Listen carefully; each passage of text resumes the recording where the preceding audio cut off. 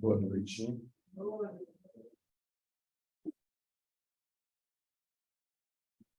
Que a paz do nosso divino amigo Jesus seja conosco e nos envolva, nos proporcione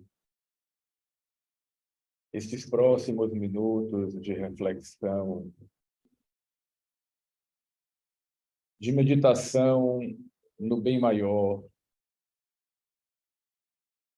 que preside os nossos destinos, as nossas vidas,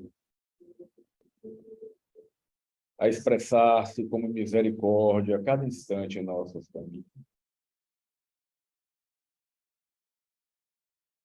Aqui buscamos o nosso Mestre Maior, louvando por toda a eternidade, assim como o nosso Pai Criador, Deus.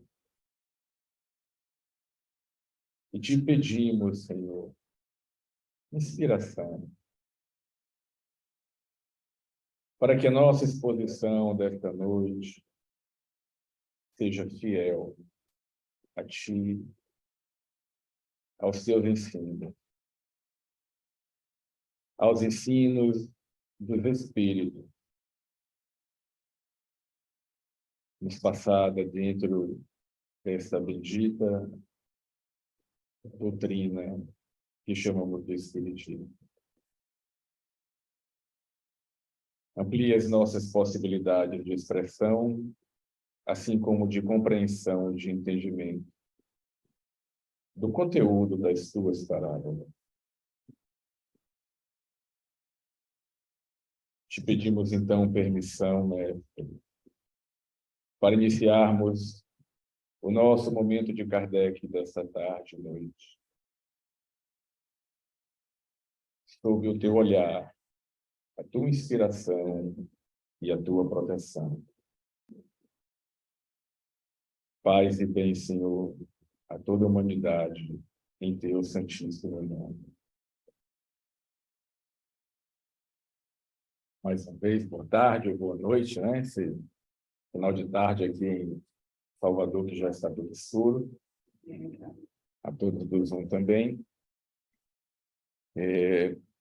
Hoje nós temos um tema que é desafiador no que se refere ao entendimento desta parábola, né? É uma parábola que tem desafiado a muitos estudiosos. Nós vamos ver, lendo ela, porque se estranha uma determinada atitude do mestre. Esta parábola só se encontra no Evangelho de Lucas, não se encontra em mais nenhum outro dos 3 evangelhos considerados canônicos, né? E em alguns está escrito como parábola do mordomo infiel, outros do administrador infiel, outros do mordomo incauto, enfim, cada um traduz de uma maneira diferente. O que importa é o nosso entendimento, uma vez que mordomo e administrador são a mesma coisa, né? O mordomo é o major domus, né? É o maior dos empregados domésticos de uma casa. Então, é aquele que coordena todos os outros. É o que administra uma casa, e podemos pensar numa casa ou numa empresa, enfim. É aquele que está à frente de uma riqueza que lhe é dada. Então, vamos para Lucas. Lucas, capítulo 16, do versículo 1 ao 13. E dizia também aos seus discípulos, Jesus se dirigindo aos seus discípulos, né? Havia um certo homem rico, o qual tinha um mordomo. E esse foi acusado perante ele de dissipar os seus bens. E ele, chamando-o, disse-lhe: que é isso que ouço de ti? Dá contas da tua mordomia, porque já não poderás mais ser mais meu mordomo. E o mordomo então disse consigo mesmo: que farei? Pois que o meu senhor me tira a mordomia. Cavar, não posso. De mendigar, tenho vergonha. Eu sei o que hei de fazer, para que, quando for desapossado da mordomia, me recebam em suas casas. E aí, chamando a si cada um dos devedores do seu senhor, disse ao primeiro: quanto deves ao meu senhor? E ele respondeu: 100 medidas de azeite. E disse-lhe ele: toma a tua obrigação e, assentando-te, já escreve 50. Depois disse ao outro: e tu, quanto deves? E ele respondeu: 100 alqueires de trigo. E disse-lhe: toma a tua obrigação e escreve 80. E louvou aquele senhor o injusto mordomo, por haver procedido prudentemente, porque os filhos deste mundo são mais prudentes na sua geração do que os filhos da luz. E eu vos digo, esse é o texto em Lucas, né? Granjeai amigos com as riquezas da injustiça, para que quando essas vos faltarem, vos recebam eles nos tabernáculos eternos. Quem é fiel no mínimo, também é fiel no muito. Quem é injusto no mínimo, também é injusto no muito. Pois, se nas riquezas injustas não fostes fiéis, quem vos confiará as verdadeiras? E se no alheio não fostes fiéis, quem vos dará o que é vosso? E arremata a parábola dizendo assim: nenhum servo pode servir dois senhores, porque ou há de aborrecer um e amar o outro, ou se há de chegar a um e desprezar o outro. Não poder servir a Deus e a mamão. Eis o problema, né? Eu lembro de Marconi aqui sempre dizendo isso. Como é que a gente vai entender quando o Senhor louva, elogia o injusto mordomo? Então, vamos repassar, né? O sujeito está ali administrando um negócio, uma fazenda, uma casa, enfim, um conjunto de riquezas, e dizem para o senhor dele que ele está administrando de maneira errada, ou seja, há algo de errado, ele está dissipando os bens do senhor. O senhor então chega para ele e diz: meu amigo, presta contas agora, porque eu estou ouvindo, alguém me disse, você está sendo acusado de dissipar os seus bens. Observe que ele nem se disponibilizou para dar explicações. Ele nem aproveitou aquela oportunidade que o senhor deu para ele, disse: presta contas de tua administração. Por quê? Porque ele sabia que estava errado. Ele tinha uma consciência culpada. Então, quando ele viu que a casa dele caiu no popular, né, ele falou: e agora, o que é que eu faço? Fui pego com a boca da botija. Eu tenho que fazer alguma coisa, porque eu não sei trabalhar. Passou esse tempo inteiro e eu não sei cavar. Cavar por quê? Porque naquela época era ali uma questão de administração da agricultura, né? Eu não sei cavar. E eu tenho vergonha de mendigar. Aí veio a brilhante ideia, né? Eu vou pegar aqueles que devem ao meu senhor e vou lá conversar com eles para dar um desconto na dívida deles. E aí, dando esse desconto, eles também vão ficar me devendo um favor, eles também vão ser gratos a mim. Por enquanto, eles não sabem que eu estou destituído do cargo, afinal de contas, eu estou ali administrando, então eu vou ganhar com eles e esperar que eles dividam isso comigo no futuro, né? Que eles possam compartilhar comigo. Tema tão atual, né, gente? Tema tão atual, né? A questão de administrar bens e riquezas que não são nossos e tentar fazer um acordo com o outro, o nome disso é corrupção. Né? Até aí, nenhuma surpresa. O problema é quando o senhor, o dono dessas riquezas, vira e diz: olha que atitude prudente daquele sujeito, do administrador. Chega mesmo a louvar o administrador. Louvar significa falar das qualidades, né? Elogiar. Louvar é elogiar, laudate, né? Louvar, louvor. Quando a gente louva a Deus, quando a gente louva o Mestre Jesus, nós estamos ali elogiando, né? Louvado seja tudo que criaste. Assim, nosso Pai Francisco, né? Na sua oração. E diz que ele procedeu prudentemente. E como é que fica isso, então? Por isso que essa parábola desafia. Né? Alguns dizem que a parábola encerra aqui, outros seguem, aliás, não, mais, né? Ele louva e vai mais além. Ele diz assim, olha, granjeai, ou seja, façai, conquistai, né? Conquistai amigos com as riquezas da injustiça. Aí dá um nó na cabeça. Conquistai amigo com as riquezas. É o conselho que ele dá, eu vos digo. Ele está falando para os discípulos, Jesus está falando para os discípulos. Granjeai amigos com as riquezas da justiça, para que, quando essas vos saltarem, vos recebam eles nos tabernáculos eternos.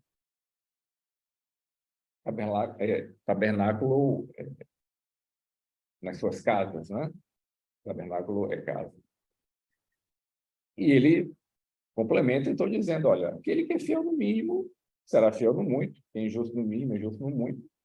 Né? Então, se vocês não forem fiéis nas riquezas injustas, quem é que vai lhes dar as riquezas que são vossas de verdade?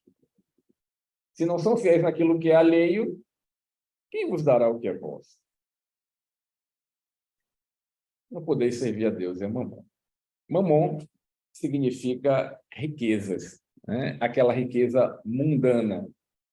É até mesmo o nome de um deus, mas a palavra significa esse tipo de riqueza. Então, não dá para servir a Deus e as riquezas do mundo. Ou você vai aborrecer um e amar o outro, ou vai se chegar a um e desprezar o outro. Então, temos aí o problema das parábolas. Não é só dessa parábola, é das parábolas. Essa semana, Gilvan, acho que lendo o tema, me encaminhou um trecho de um livro de Huberto Roden. Há tempo que eu não li esse livro, obrigado, Gil.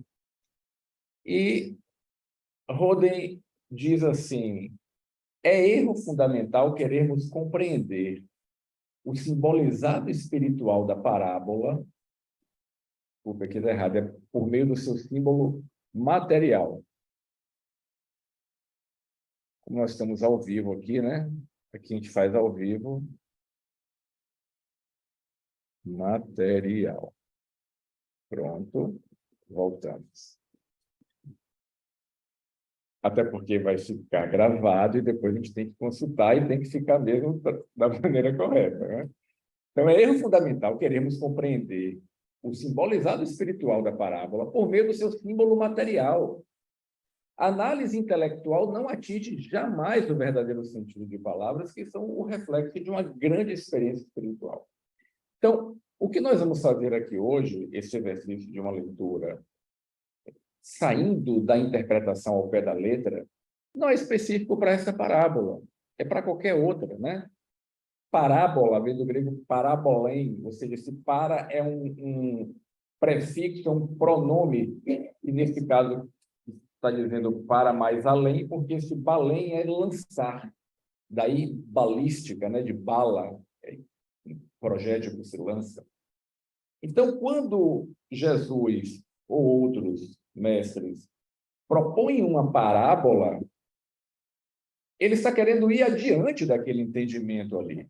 E, óbvio, ele vai utilizar um símbolo material para que, de acordo com o grau de entendimento e de maturidade de cada um, e vai evoluindo ao longo do tempo, cada qual vai se entendendo no seu sentido, no seu significado.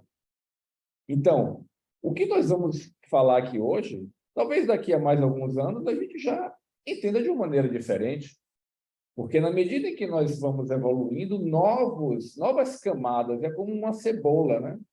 São camadas, e a gente vai tirando até chegar ao âmago da questão. Uma outra coisa, uma parábola nunca tem uma explicação única. Ela tem várias vertentes. Então, nós não nos propomos aqui a esgotar o assunto. Até porque tem tanto conteúdo nessa história que o mestre nos contou, que daria para a gente passar um dia fazendo um seminário aqui sobre ela. Nós vamos nos ater a um aspecto que, nesse momento, me chamou mais atenção, né? E aí, gente, mais uma vez, nós devemos agradecer profundamente essa santa doutrina dos Espíritos, este bendito Espiritismo, porque ele realmente se constitui numa chave de leitura para o Evangelho. Com o que nós vamos aprendendo na doutrina dos Espíritos, vai nos dando elementos para a gente compreender. Dois aspectos são importantes. Um é essa questão da maturidade, mas uma outra coisa que também funciona bastante quando a gente quiser entender os evangelhos é procurar contextualizar o conteúdo. Saber que aquilo se passou há mais de 2.000 anos atrás, ou há 2.000 anos atrás. Uma outra sociedade, um outro povo, uma outra cultura, outros costumes e, principalmente, outra língua. Tudo isso são aspectos que, de certa forma, complicam o entendimento. Mas o mestre é tão sábio que ele soube colocar as coisas de uma forma que vai ficar ao alcance de todo mundo. Tem 5 textos aí que nós vamos utilizar como chave de leitura para o nosso comentário de hoje. O Evangelho segundo o Espiritismo, capítulo 16, cujo título é Não se pode servir a Deus e a Mamon. Ele não traz a parábola toda, mas ele traz aquele final, que não se pode servir a dois senhores. E 4 textos de Emmanuel, nosso mestre, né, Tom? Ceifa de Luz, no capítulo 57, intitulado Doação e Nós. Fonte Viva, capítulo 75, intitulado Administração. E o Pão Nosso, que é o livro de nosso estudo das terças, capítulo 111 e 112.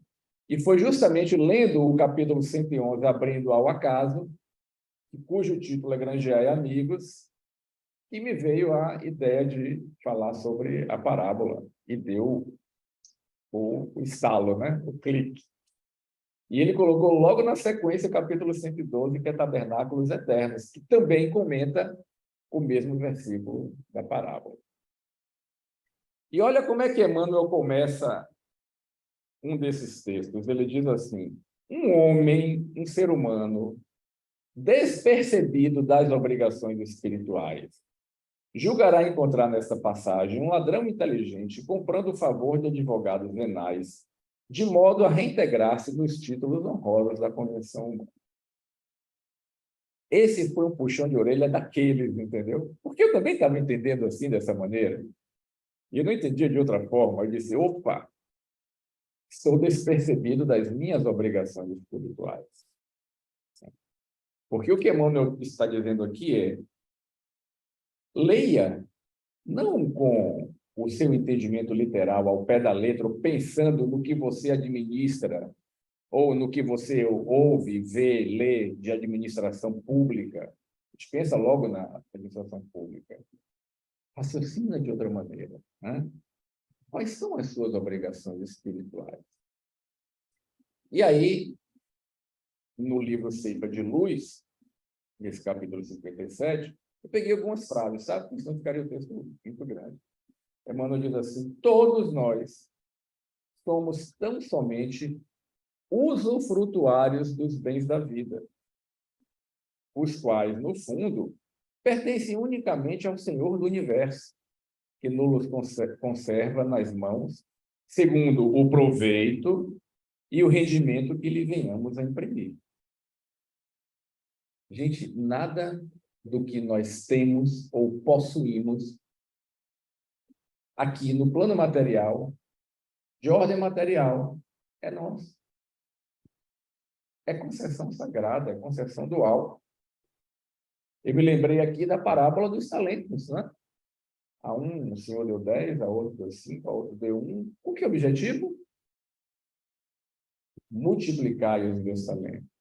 Então, a misericórdia divina nos proporciona, a cada encarnação, riquezas para serem administradas, talentos, possibilidades, recursos.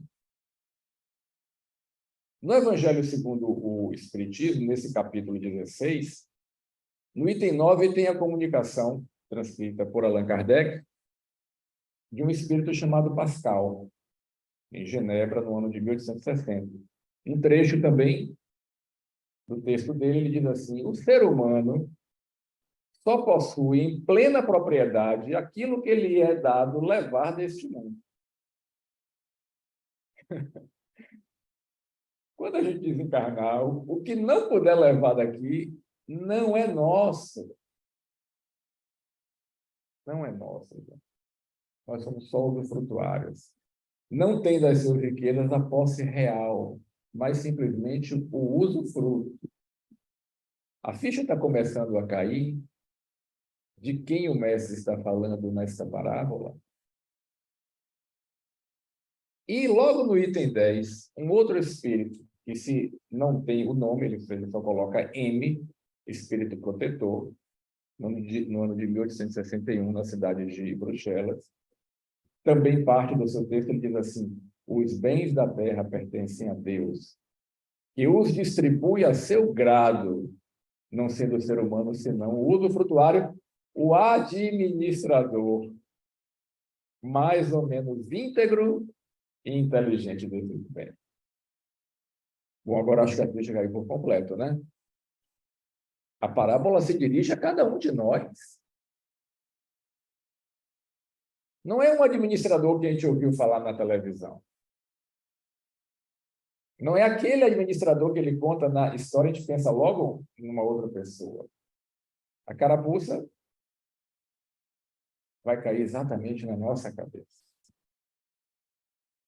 No texto do Fonte Viva, chamado Administração, Emmanuel diz assim: na essência, cada ser humano é servidor pelo trabalho que realiza na obra do Supremo Pai, mas também é, simultaneamente, ao mesmo tempo, né, administrador, porquanto cada criatura humana até tem possibilidades enormes no plano em que moreja.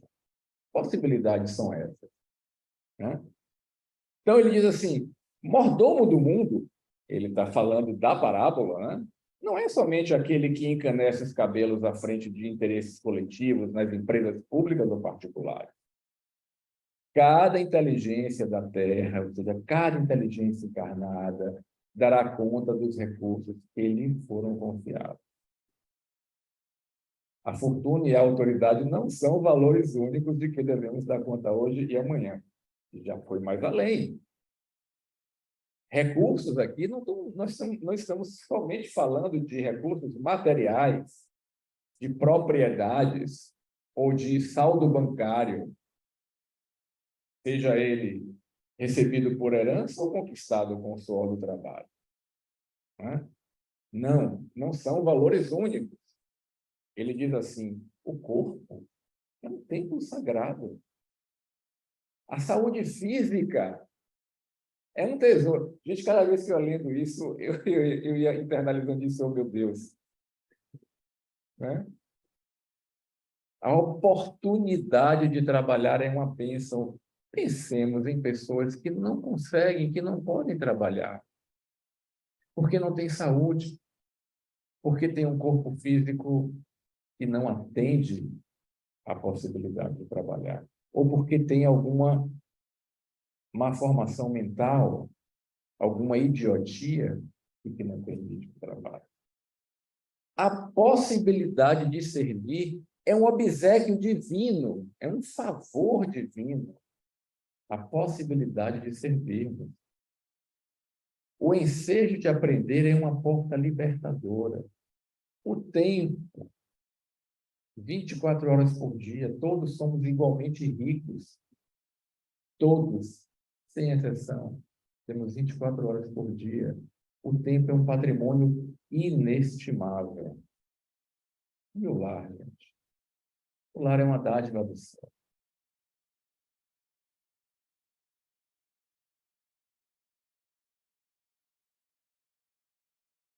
O amigo é um benfeitor.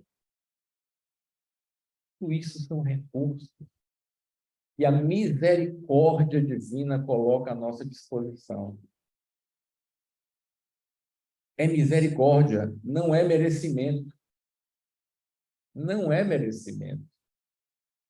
Corpo físico saudável, um lar equilibrado, né? Círculo de amizades, a oportunidade de trabalhar não é merecimento, é antes misericórdia. E aí Emmanuel escreve assim: que fazes, portanto, dos talentos preciosos que repousam no teu coração, em tuas mãos e no teu caminho? Aí a parábola dá uma guinada, né, de 360 graus, ou de 180, no caso, enfim, porque ela passa de um plano para outro. Nós não estamos mais falando de alguém fora. Nós estamos falando de nós mesmos, cada um pensando consigo mesmo. E é para isso que a doutrina dos Espíritos existe, para nos fazer acordar, despertar, né? Sair desse sono.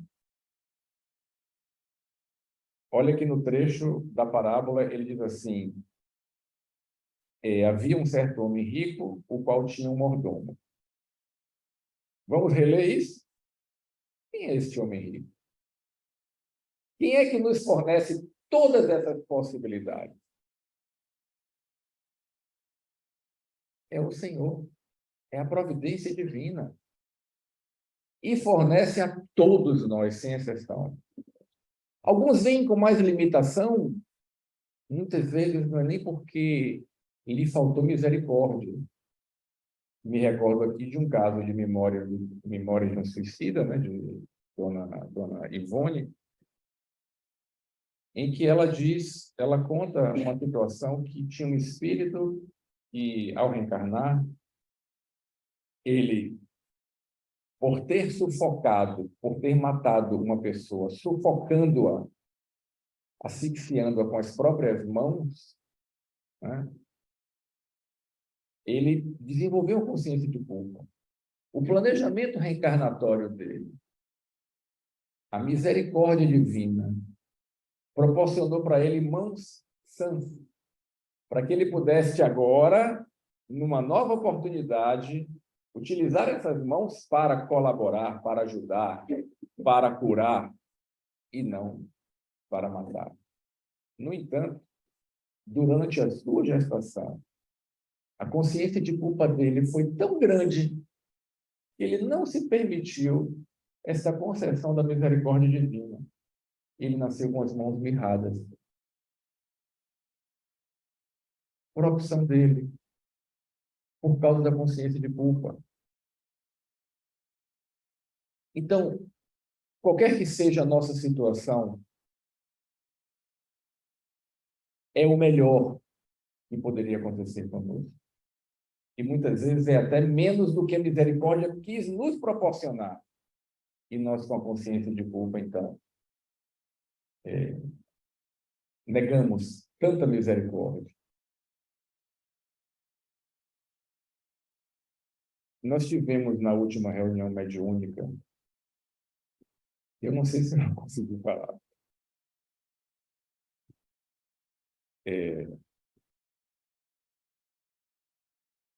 nós tivemos a comunicação de um espírito que foi resgatado, uma situação terrível. dos umbrais. E ele dizia: por que vocês me resgataram? Eu não quero misericórdia. Me deixe ficar lá. E Gil conduziu muito bem o diálogo com ele, demonstrando todo o amor, todo o afeto, todo o carinho que a misericórdia divina tem por nós. Ele dizia: mas é justamente isso. Porque eu estava lá e eu atirei uma pedra nele quando ele estava carregando a cruz. Eu joguei uma pedra nele. E ele me lançou um olhar.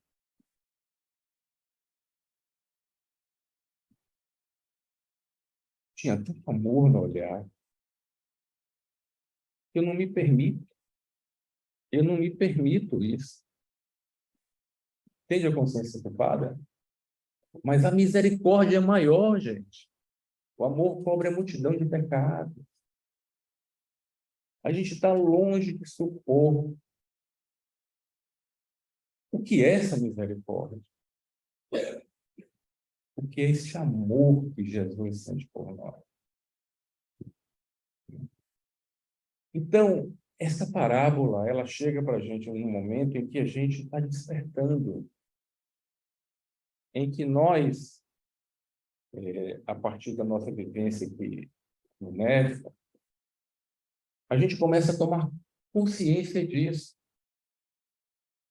E nós nos questionamos: o que eu vou fazer agora? Eu já tenho consciência de que eu estou dissipando os bens que o meu Senhor me deu. Na medida em que eu os utilizo, em que eu os mobilizo de maneira egoísta. Para que me foi dado inteligência, saúde, possibilidade de trabalhar, de ganhar? Não é para poder compartilhar? Até quando eu estou compartilhando isso? Então, quando ele diz assim: este foi acusado perante ele, quem é que nos acusa? É a nossa consciência desperta. Este é um processo nosso. É como aquele da parábola do filho pródigo, que ele pede as contas ao pai, parte da herança dele e sai. E chega num momento que é um ponto de inflexão para ele, diz assim: e caindo em si. Aqui é exatamente isso, é a gente caindo em si próprio, né? Ao entender a parábola. Nós estamos caindo em nós mesmos, dizendo: opa, e tudo isso aqui que está ao meu redor, todas essas possibilidades, não só posses, mas possibilidades, né? Então, aqui somos nós a prestar contas para o nosso Cristo interno, porque do alto só vem misericórdia. Emmanuel diz assim: todas as possibilidades que felicitam o ser humano provêm da bondade divina. E a maioria dos recursos materiais à disposição de seus caprichos procede da injustiça. Por que da injustiça? Porque nós não fazemos jus ao que temos. Não é pelo nosso merecimento, volto a dizer. O que nós temos aqui, o que está ao nosso redor, as nossas possibilidades e posses, né, e amizades e familiares, é concessão do alto. Para dizer assim: vamos ver se agora você consegue fazer diferente. Vamos lá, Simval. Estuda mais um pouco aí, reflete. Dessa vez você vai ler e vai experimentar e vai experienciar a doutrina dos espíritos. Quem sabe você acorda, né? E, e muda, né? Como diz Chico, não dá para voltar atrás e fazer um novo começo, mas dá para começar de novo agora e fazer um novo fim. Então, nunca é tarde. Nunca é tarde. Então, essa riqueza da injustiça é tudo que está à nossa disposição. Porque tudo que está à nossa disposição, nós não temos por justiça, por mérito, temos por misericórdia. Com exceções, os seres humanos têm sido servos dissipadores, que no momento do ajuste de contas, se mostram à altura da mordomia das concessões que lhe foram, né, colocadas à disposição. Por isso que o mordomo diz consigo mesmo: bom, e agora o que eu farei? Vamos reler isso daqui. Por que ele tem essa ideia de diminuir a dívida dos outros? Né?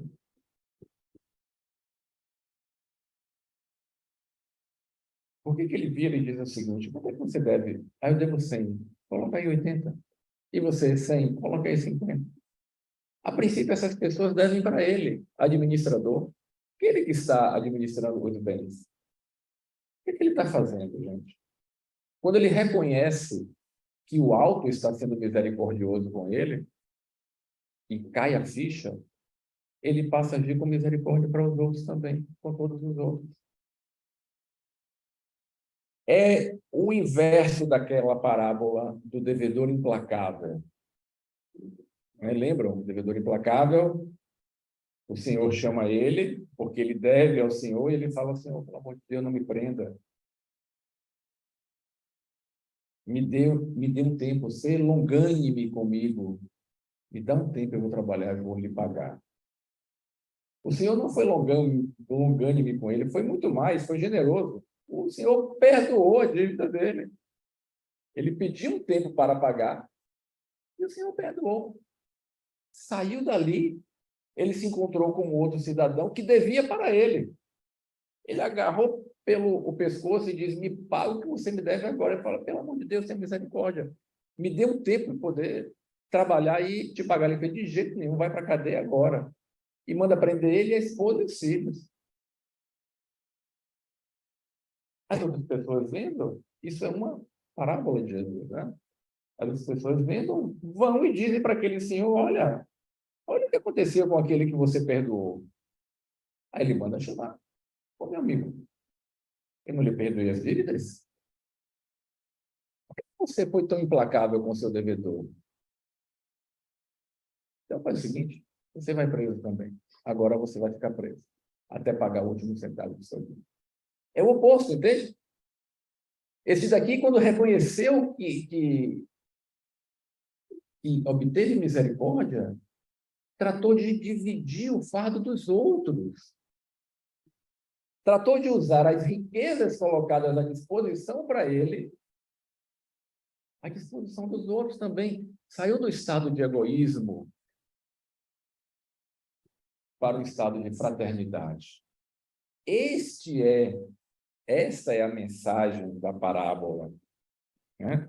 Conhecendo-nos os desvios, asseverou em síntese, ou seja, Emmanuel falando do porquê que Jesus propôs a parábola, né? Asseverou em síntese que devemos aproveitar os bens transitórios ao alcance de nossas mãos, mobilizando-os na fraternidade legítima, para que, esquecendo os crimes e ódios de outros tempos, não façamos, nos façamos irmãos abnegados uns dos outros. Ou a gente desconhece que nós temos dentro do próprio lar, ou nas circunstâncias que a vida faz desses encontros, que nós estamos lidando com gente que, no passado, a gente teve brigas sérias e ficou devendo, e não é uma oportunidade de reparar. E é tão misericordiosa a reencarnação que faz a gente esquecer tudo, pelo menos conscientemente, e coloca a gente lado a lado com alguém que, se a gente se lembrasse, a gente não poderia nem olhar para o rosto. Então, quando a gente se deparar com situações de pessoas muito próximas, familiares, e que temos aquela antipatia, opa, por que a misericórdia divina me colocou ao lado de Né? Para quê? Né? Reconcilia-te com teu adversário enquanto estás a caminho com ele. Eis porque Jesus nos legou a parábola do empregado infiel, convidando-nos à fraternidade sincera. É por isso que ele fala: granjeai amigos, passai amigos, conquistai amizades sinceras, conquistai à sua disposição, que são riquezas da iniquidade, da injustiça, para que quando essas nos faltarem, eles os recebam nos seus tabernáculos eternos. Então, Emmanuel diz assim: o mestre nos aconselhou a granjear amigos, isto é, a dilatar o círculo de simpatias em que nos sintamos cada vez mais intensivamente amparados. E completando, diz assim: quando Jesus fala em amigos, ele se refere a irmãos sinceros e devotados. E quando menciona as riquezas da injustiça, inclui o passado total da criatura. A gente poderia dizer assim: não, mas olhando para trás aqui na minha vida, o que eu conquistei foi fruto do meu esforço. E eu sempre agi de uma maneira muito justa, muito correta. É? E lá para trás, como é que é? Não temos nem ideia e nem queremos ser, enquanto não temos possibilidade de facear isso daí. Né? Eu não tenho dúvida. O que está para trás é muito pior. Então, vamos tratar de utilizar o que temos hoje para poder, pelo menos, pagar uma parte da dívida, porque aqui nós estamos no cheque especial, gente. A gente já entrou nessa encarnação no limite do cheque especial. Para a nossa sorte, sorte não, né? Isso não é sorte, isso é misericórdia de Deus. O banco divino não cobra juros. Às vezes até ele faz juros negativos. Às vezes até ele perdoa, né? A nossa dívida. Tudo depende de como a gente ande, como a gente se comporte, né? Porque, na verdade, é tudo pedagógico. É para a gente sair desse estado de egolatria, de egocentrismo, de egoísmo, e a gente se perceber como um indivíduo de uma fraternidade universal. E olhar o meu irmão, olhar para qualquer um outro como meu irmão de verdade, o meu pai, minha mãe, meu filho. Quem é minha mãe? Quem são meus irmãos? Lembram que Jesus disse isso? Quem? São todos aqueles que cumprem a vontade de meu Pai. E o mestre situou, diz Emmanuel, o tabernáculo sagrado no coração do homem, no coração do ser humano. Então, quando ele nos estimula a transitar em nossa encarnação, em nossa vida, conquistando amizade sincera, é porque é assim que nós nos apoiamos. Não tem nada melhor do que amigos, gente. Não tem nada melhor do que amizade sincera. São esses que nos sustentam e que nós também devemos sustentar, porque é uma relação de interdependência, não é de dependência, nem de independência, é de interdependência. Um depende do outro. Este é o chamado, é o convite do Cristo. Olha, andem por aí fazendo amigos, conquistando amigos de verdade, não com interesse. Não vou conquistar amigo com interesse que ele depois me receba na casa dele. Não. Se tiver interesse, já deixou de ser amizade sincera. Já deixou de ter pureza de intenções. É conquistar amigo porque amigo é a melhor coisa que existe. Porque diante de um amigo você se coloca, peito aberto. Ainda que seja para levar um puxão de orelha, uma crítica, né, o que quer que seja. Não tem problema. Diante do amigo de verdade, a gente se sente completamente à vontade. E é por isso que uma pessoa que é amiga realmente da outra pode virar para ela e dizer, óbvio, que tomando o cuidado de não ferir, né? Porque a gente fere com a palavra, mas ser sincero. Dizer, amigo, amiga, olha, pensa nisso daqui. Observa como você está procedendo. Né? Pode fazer uma crítica sem medo de ser censurado. Por quê? Porque junto com as palavras que estão indo ali, está indo uma carga de amor. Então, na sua expressão, né, no seu falar, no tom de voz, e na energia que você emana, apesar de você estar fazendo ali uma repreensão, você está indo com um profundo amor. E a pessoa sente, a gente sente isso. A gente sente isso. Então, o convite do mestre na parábola do administrador ou do mordomo infiel é: utilizem tudo que está ao teu alcance e à tua disposição, todas as posses e possibilidades para fazer amigos. Aí eu trouxe para a gente finalizar uma passagem do Evangelho segundo João, capítulo 15, né, a partir do capítulo 14, Jesus está ali se dirigindo aos seus discípulos numa reunião íntima. Então, do capítulo 14 ao capítulo 16, 17, é como se fosse uma oração. É para você ler de joelhos espirituais, não de joelhos materiais, né? E do versículo 11 ao 15, Jesus diz assim: tenho-vos dito isso para que o meu gozo permaneça em vós e o vosso gozo seja completo. Em algumas outras diz assim: para que a minha alegria permaneça em vós e que a vossa alegria seja completa. O meu mandamento é este: que vos ameis uns aos outros, assim como eu vos amei. Porque lá atrás ele disse: um novo mandamento vos dou, amai-vos uns aos outros. Agora, ele subiu a régua, ele subiu o nível. E agora ele está falando só com os discípulos, com aqueles que já se disponibilizaram realmente para segui-lo. Ele diz assim: amai-vos uns aos outros, mas amai-vos como eu vos amei. Como aquele olhar que ele dirigiu para aquele irmão. Né? Ninguém tem maior amor do que esse, de dar a alguém a sua vida pelos seus amigos. E aos amigos que estão aqui, aos que estão ouvindo aí pelo Zoom e aos que estão no plano espiritual, o nosso profundo obrigado. Né?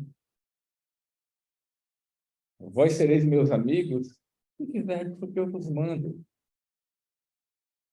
As orientações dele aqui, este mandar, é no sentido de ser um mandamento, de ser uma orientação sagrada. Todos os ensinamentos do Cristo são para nos fazer melhor. Não tem nada que é mandatório por ser. Né? Não tem essa arbitrariedade. Nós estamos falando de um ser que é muitíssimo mais evoluído do que a gente. Como se fosse aquele nosso avô sábio, entendeu? Aquela nossa avó sábia, que já viveu muito mais anos do que a gente. Vamos pensar em doutor Aristides, doutor Bezerra, né? E quando fala para a gente aqui, está falando como um pai, como um avô, e está nos dando orientações seguras, carinhosas, amorosas, firmes. Imagina Jesus. Por isso que o Evangelho não deve ser um livro de leitura esporádica. Ele deve ser um livro de cabeceira.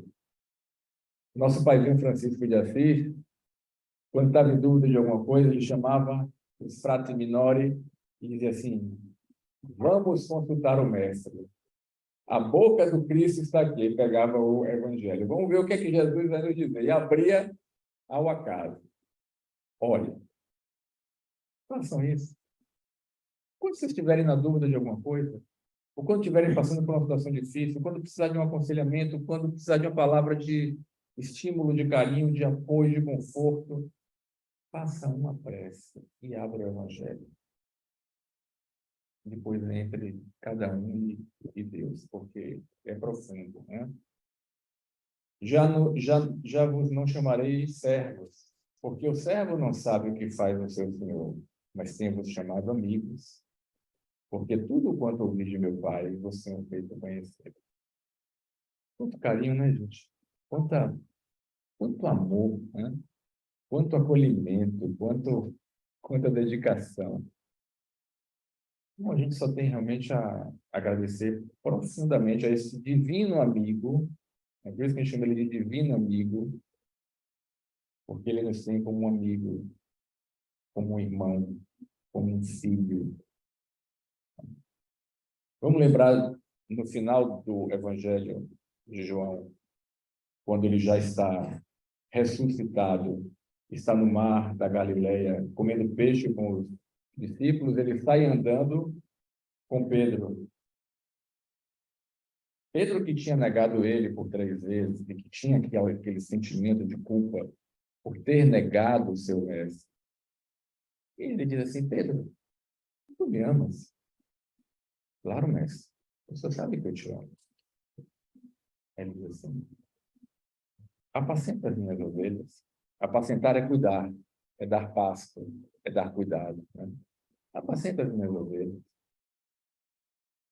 Ainda mais um pouco e pergunta: Pedro, tu me amas mesmo? Mestre, claro que eu te amo. Apacenta as minhas ovelhas, os meus cordeiros.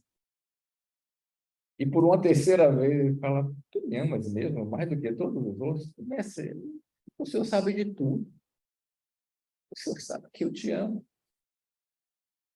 Cuida, apacenta as minhas ovelhas. Então, o que Jesus está dizendo ali? Não precisa de nada mais, além do amor como base, para ser amigo dele. E o que ele quer? Que a gente use esse amor para nós nos cuidarmos uns dos outros. É esse cuidado. Começando de casa, extrapolando para a vizinhança, colegas de trabalho, companheiros, irmãos, irmãs aqui, né? Mas olhar a humanidade inteira, né? Como uma grande família. Eis o convite do nosso mestre, através de uma parábola, que interpretamos uma parte. A outra parte fica para outras ocasiões. Muito obrigado pelos ouvidos de vocês. E obrigado pelos amigos. Nós vamos para o bar.